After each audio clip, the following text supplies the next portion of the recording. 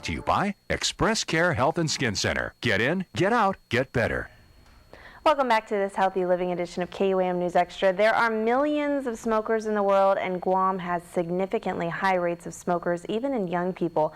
Most people who smoke admit that they'd like to quit, and many have made at least one unsuccessful attempt to quit in the past. The numerous health risks associated with smoking are widely known, but it's a hard habit to break. Tonight, Dr. Jitka Lom from Express Care joins us in studio to talk about the positive effects of giving up the nicotine, and she'll give us some tips on how you can quit for good. Thanks, Doc, so much for coming in. Thank you. Now let's talk a little bit about why is smoking one of the hardest habits to break? It truly is, Mindy, and it's a great achievement when you do it.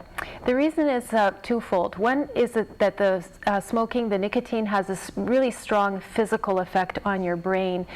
When you smoke, the nicotine goes up into your brain and stimulates certain cells that release a chemical called dopamine, which is a very feel-good chemical. It makes people feel relaxed and really quite happy, even euphoric.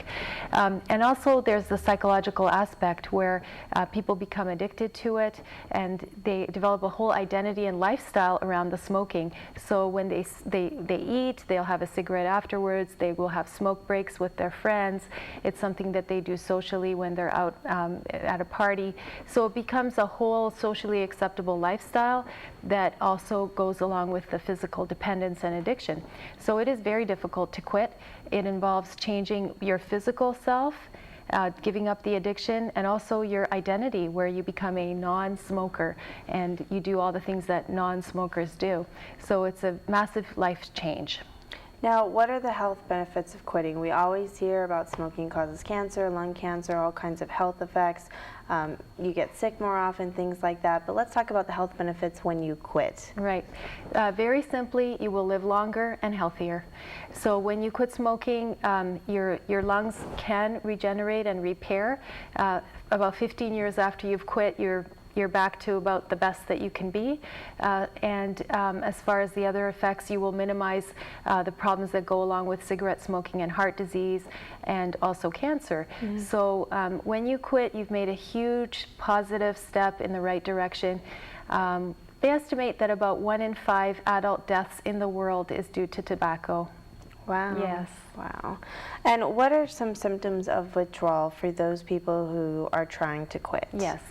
The quitting part is not easy. And so when you're withdrawing, people will experience both the physical and the psychological effects.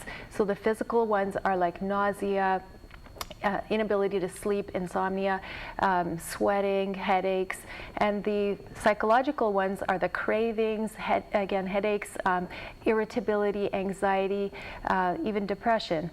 Okay. Yeah. Now, is there such thing as smoky thinking, like such as giving yourself a reason to smoke? Like, okay, I'm trying to quit, and I haven't had a cigarette for a week, so I could have one. Is there such thing as smoky Absolutely. Thinking? There are all kinds of mind games that people will play with themselves, and this is a natural thing and a difficult thing to overcome. But looking for any excuse to go back to your addiction is really what's happening there. And there's a reward system that's very, very powerfully established in the brain. Your brain knows that if it gets that cigarette, it's going to feel good, and it will try to trick you into getting one. Now, let's just talk about what are the best ways to quit. Some people say they did it cold turkey. Some people say, we did the nicotine patch. Yeah. What is the best way to quit? Well, I think that look at people who have successfully quit. 90% of those who quit successfully did it cold turkey, with the assistance maybe of gum, patches, whatever, but they gave up the cigarettes entirely. Because when you try to taper down, you are always tempted. You always have that pack there. You always make the excuse to, just one extra. It's always there. Remembering that tobacco, the nicotine, the half-life wears off after basically 1 to 2 hours. So your brain is ready for another hit at that time. So tapering is good for your health. Do it. Please taper. But best way to quit is if you can actually set a date, commit to it, and quit. And then when you get those feelings of withdrawal, what can somebody do? I think I've heard, give yourself 1 minute to just kind of not think about it and get your mind off of wanting it, and then the craving will go away? It might, and another way you might do it is to actually welcome the feeling and congratulate yourself. I'm having withdrawal symptoms, that means that I'm one step closer to quitting smoking. And this is just a momentary discomfort that I have to go through in my healing process. Are stress and smoking linked? They are very linked. Of course, people smoke to relieve their stress. Funny thing about nicotine is that it's both a stimulant. If you smoke very quickly, it will give you energy, and if you are smoking in a more slower fashion, it will relax you. So people use it for both reasons, to energize in the morning, getting out of bed, and you know, after a meal or whatever, to relax.